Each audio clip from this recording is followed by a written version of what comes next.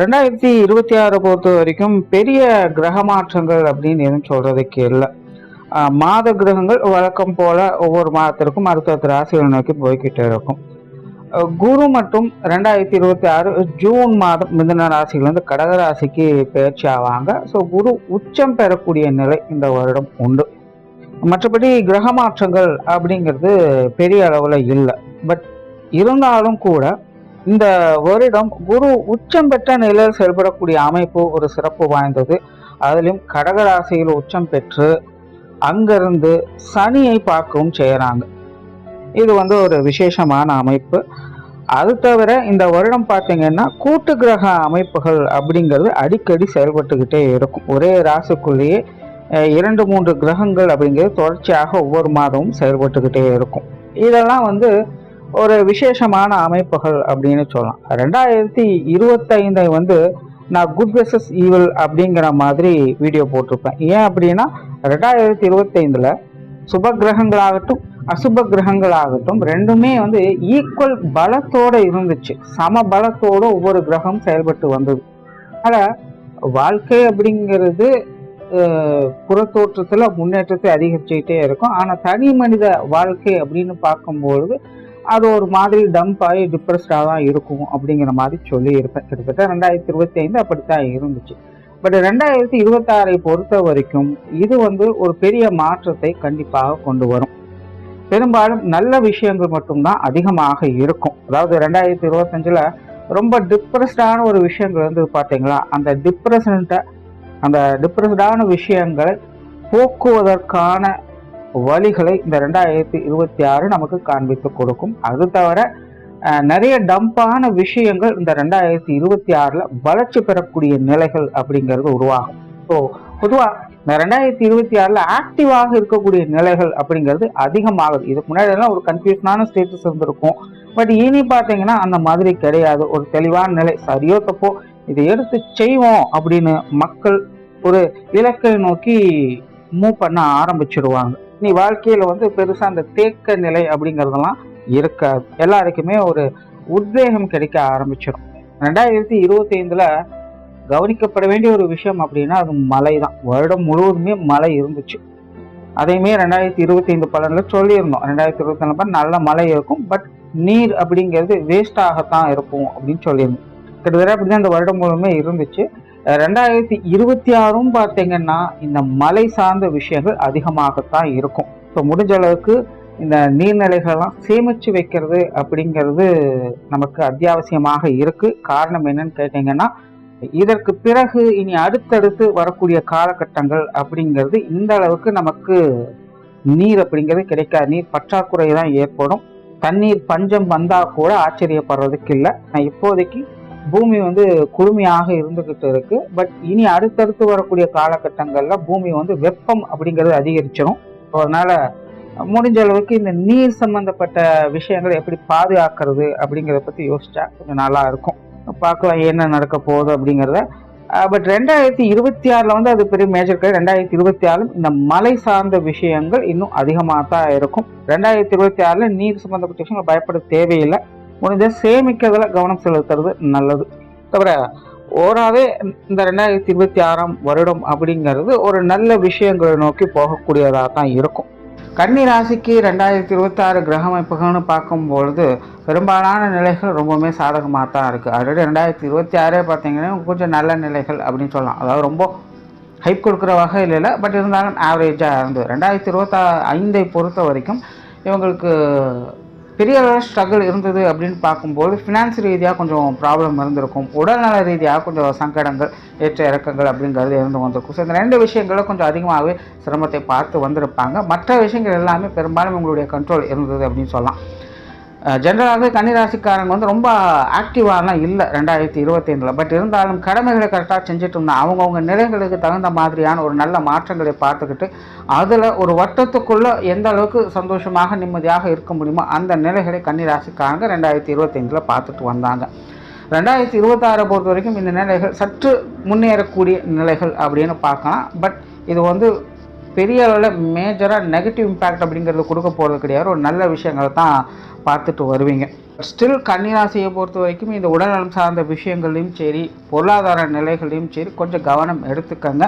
2025 இது உங்களுக்கு கொஞ்சம் பிரச்சனைகளை கொடுத்துட்டு வந்து 2026 இந்த பிரச்சனைகள் இது கொடுத்து கொண்டு தான் இருக்கும். அதனால் இந்த 2 விஷயங்களை மட்டும் கன்னிராசிக்காரங்க கொஞ்சம் கவனமாக இருங்க. மற்ற எந்த ஒரு விஷயமாக இருந்தாலும் உங்களுக்கு அது பெரிய அளவில் சங்கடம் அப்படிங்கிறது கொடுக்காது. சங்கடமே வந்தாலும் கூட அதை ஈஸியாக சமாளிச்சுட்டு தான் போயிடுவீங்க.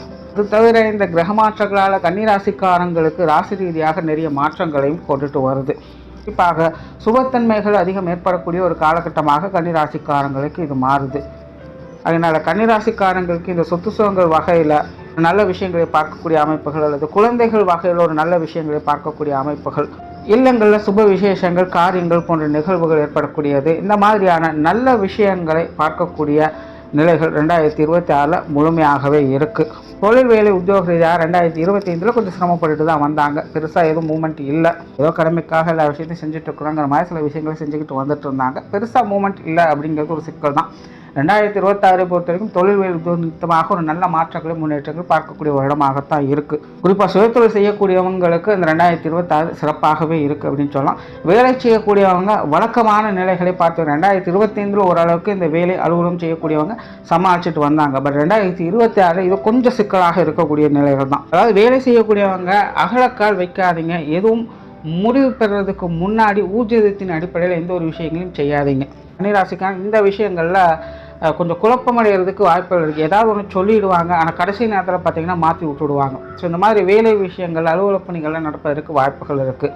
பட் சுயத்தொழில் செய்யக்கூடியவங்களுக்கு அந்த மாதிரி பெரிய சிக்கல்களெல்லாம் இதை எதாக இருந்தாலும் ஈஸியாக சமாளிக்கக்கூடிய நிலைகள் தான் ஒரு படி முன்னேறக்கூடிய நிலைகள் அப்படிங்கிற 2026 உண்டு. அதே போல் தொழில் வேலை உத்தமமாக இந்த இடமாற்றங்கள் போன்ற விஷயங்களை கொஞ்சம் கவனம் எடுத்துக்கோங்க.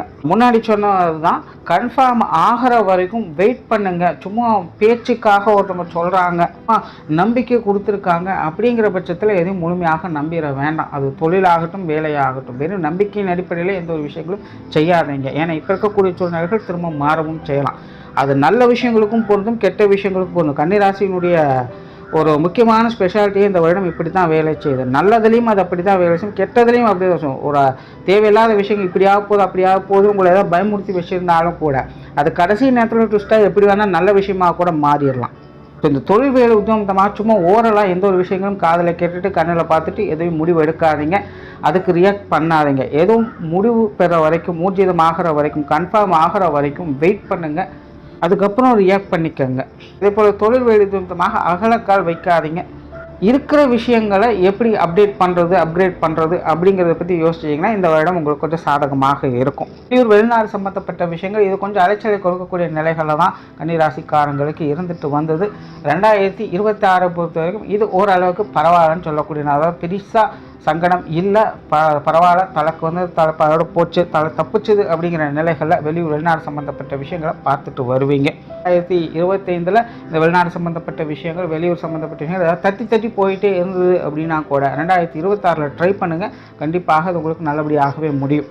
பொருளாதாரம் சம்மந்தப்பட்ட விஷயங்கள் முன்னாடி சொன்னதே தான். போன ஒரு இடம் பார்த்திங்கன்னா கொஞ்சம் ஏற்ற இறக்கங்களாகத்தான் இருந்தது. தேவையில்லாத செலவுகள், விரயங்கள் அப்படிங்கிறது அளவுக்கு அதிகமாகவே இருந்து வேறு வழியில் செஞ்சு தான் ஆகணுங்கிற ஒரு நிலைகளில் அந்த விஷயங்களை செஞ்சுட்டு வந்திருப்பீங்க. 2026 பார்த்திங்கன்னா இது ஒரு தொடர்கதை தான். 2025 கூட இது ஓரளவுக்கு சமாளிக்கக்கூடிய நிலைகள் இருந்துட்டு வந்தது. 2026 இது கொஞ்சம் கட்டுக்கடங்காமல் போகுமோ அப்படிங்கிற நிலைகளில் தான் இருக்கும். ஸோ இந்த காசுமான விஷயங்கள் எதுவாக இருந்தாலும் கொஞ்சம் கவனம் எடுத்துக்கோங்க. கொடுக்கல் வாங்க விஷயங்களை கவனம் வைங்க. எதுவாக இருந்தாலும் வரவு செலவுகளை அனுசரித்து செய்யுங்க. சும்மா கண்ணை மூடிட்டு காசு இறைக்கிற வேலை கன்னிராசிக்காரங்களுக்கு சுத்தமாகவே ஆகாது. இயல்பாகவே கன்னிராசிக்காரங்களுடைய குணமே பார்த்திங்கன்னா இந்த காசுமான விஷயங்களும் ரொம்பவுமே கச்சிதமாக இருக்கிறது தான்.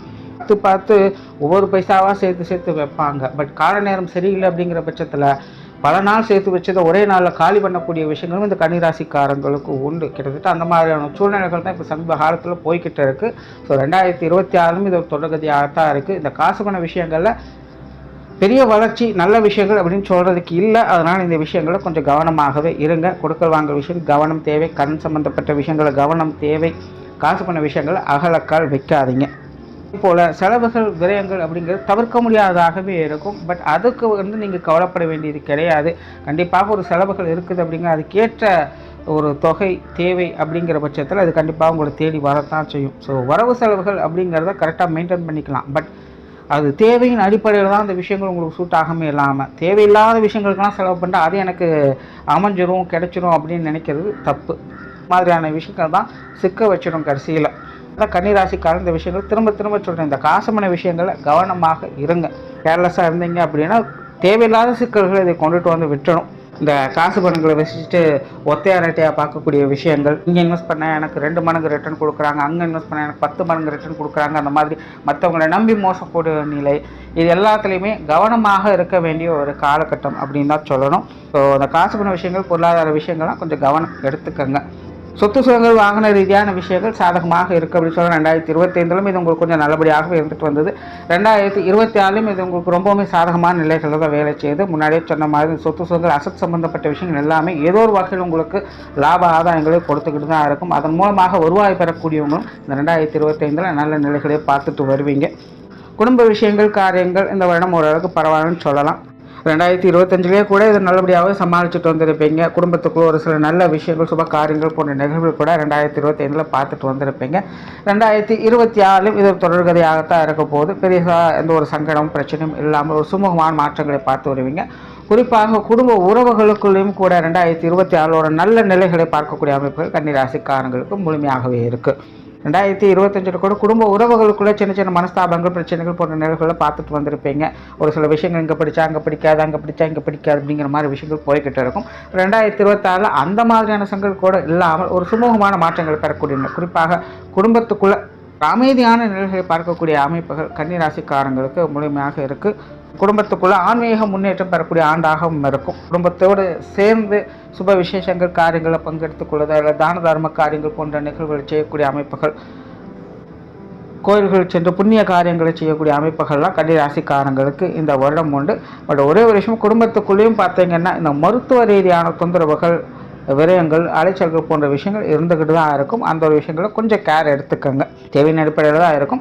பட் இருந்தாலும் மருத்துவ ரீதியான அலைச்சல்கள் தவிர்க்க முடியாததாக இருக்கும். குடும்ப விஷயங்கள் அது கொஞ்சம் கவனம் எடுத்துக்கோங்க. பெற்றோர்கள் சம்பந்தப்பட்ட விஷயங்கள், உடன்பிறப்புகள் சம்பந்தப்பட்ட விஷயங்கள் ரொம்பவுமே சாதகமான நிலைகளில் 2026 செயல்பட்டுக்கிட்டு இருக்குது. அவங்க மூலமாக ஆதாய அனுகூலங்களை பெறக்கூடிய நிலைகள், பிரச்சனைகள், மனஸ்தாபங்கள் இருந்தாலும் கூட ஒரு சுமூகமான மாற்றங்கள், ஏற்றங்கள் பெறக்கூடிய அமைப்புகள்லாம் அந்த 2026 நல்லபடியாகவே இருக்குது. கணவன் மனைவி உறவுகள், குழந்தைகள் சம்பந்தப்பட்ட விஷயங்கள் இது சீரான நிலைகளில் இருக்கும். 2025 பொறுத்த வரைக்கும் இது ஒரு ஏற்ற இறக்கங்களாக இருந்துட்டு இருக்கும். ஒரு சில நல்ல விஷயங்களும் பார்த்துருப்பாங்க, ஒரு சைடில் சில தேவையில்லாத சங்கடங்கள், மனஸ்தாபங்கள் போன்ற விஷயங்கள், அலைச்சல் தரக்கூடிய விஷயங்களும் இருந்துகிட்டு தான் இருக்கும். ஸோ கணவன் மனைவி உறவுகள், குழந்தைகள் சம்பந்தப்பட்ட விஷயங்கள் வரும்பொழுது 2025 முழுவதுமே பார்த்திங்கன்னா ஒரு ஏற்ற இறக்கங்களாக தான் இருந்துகிட்டு வந்தது. 2026 பொறுத்த வரைக்கும் இந்த ஏற்ற இறக்கங்கள் அப்படிங்கிறது இருந்துகிட்டு தான் இருக்கும். பட் பெரிய அளவில் சங்கடம், பிரச்சனைகள், அலைச்சல்கள் அப்படிங்கிறது இருக்காது. ஓகே, பரவாயில்லப்பா, முன்னாடி இருந்து விட நல்லா தான் இருக்குது, பரவாயில்ல, சமாளிச்சுக்கிட்டு தான் இருக்கேன், நல்லா தான் போயிட்டுருக்கு அப்படின்னு சொல்லக்கூடிய நிலைகளை 2026 பார்த்து வருவீங்க. திருமண அமைப்புகள், புத்திரபாக்கிய அமைப்புகளும் கூட 2026 சாதகமாகவே இருக்குது. நல்ல விஷயங்களை எதிர்பார்க்கலாம். முயற்சிக்கு தந்த நல்ல முன்னேற்றங்கள் அப்படிங்கிறது கண்டிப்பாக இருக்கும். காதல் சம்பந்தப்பட்ட விஷயங்கள் கொஞ்சம் சாதகமாகவே இருக்குது. நிறைய பேருக்கு காதல் திருமணங்கள் கைகூடுவதற்கான வாய்ப்புகளும் அதிகமாகவே இருக்குது. குழந்தைகளுக்கான சுப விசேஷங்கள், காரியங்கள் போன்ற நிகழ்வு கூட இந்த காலகட்டங்களில் பார்த்து வருவீங்க. மாணவர்களுக்கு கல்வி மற்றும் வித்தை சம்பந்தப்பட்ட விஷயங்கள் 2025 கம்பேர் பண்ணும்போது 2026 கிட்டத்தட்ட ஒரே மாதிரி இருக்கிற மாதிரி தான் தோணும். பட் கன்னிராசியை பொறுத்த வரைக்கும் திடீர் அதிர்ஷ்ட யோக வாய்ப்புகளை பெறக்கூடிய நிலைகள் 2026 உண்டு. சடனாக சில சேஞ்சஸை பார்த்து வருவீங்க. நிறைய பேருக்கு இந்த கல்வி வித்தைகளில் சில இடமாற்றங்கள் போன்ற விஷயங்கள் தவிர்க்க முடியாததாக இருக்கும். அதெல்லாமே நல்லபடியாக உங்களுக்கு அமையக்கூடிய நிலைகளும் உண்டு. ஒன்றை விட இன்னொரு பெட்டரான ஆப்ஷனுக்கு நகரக்கூடிய தன்மைகள் அப்படிங்கிறது இருக்குது. ஸோ கன்னி ராசி மாணவர்களுக்கு கல்வி வித்தைகளை எதிர்பாராத முன்னேற்றங்கள், ஆதாயங்கள் பெறக்கூடிய அமைப்புகள் இந்த காலகட்டங்கள் உண்டு. முயற்சியை மட்டும் கைவிட்டுடாதீங்க. சின்ன சின்ன தடை தாமதங்கள் இருக்கத்தான் செய்யும். பட் கன்னிராசிக்காரங்க அதை சமாளிக்கக்கூடிய தன்மையும் இருக்குது. தொடர்ந்து முயற்சி செஞ்சுட்டு வாங்க, நன்மைகளை கட்டாயமாக பார்த்து வரலாம். ஜாதக ரீதியாக உங்களுக்கு கிரக அமைப்புகள் நல்லபடியாக சப்போர்ட் பண்ணிச்சு அப்படின்னா இந்த 2026 கல்வி வித்தைகளில் புகழ் பெறக்கூடிய நிலைமைகள் கன்னிராசி மாணவர்களுக்கு உண்டு. அதில் மாணவர்கள் முயற்சியை மட்டும் கைவிட்டுடாதீங்க. நல்ல நிலைமைகள் 2026 முழுமையாக பார்க்க முடியும். டோட்டலாக 2026 பொறுத்த வரைக்கும் கன்னிராசிக்கு இது ஒரு சாதகமான வருடம் தான். சில விஷயங்கள் மட்டும் கொஞ்சம் நெகட்டிவ் இம்பாக்ட் இருக்கத்தான் செய்யுது. அதில் மட்டும் கவனமாக இருந்துக்கங்க. பெரும்பாலான விஷயங்கள் உங்களுடைய கண்ட்ரோலில் தான் இருக்க போகுது. அடுத்த நிலைகளை நோக்கி முன்னேறி கொண்டு போயிட்டு தான் இருப்பீங்க. நன்றி, வணக்கம், வாழ்க வளமுடன்.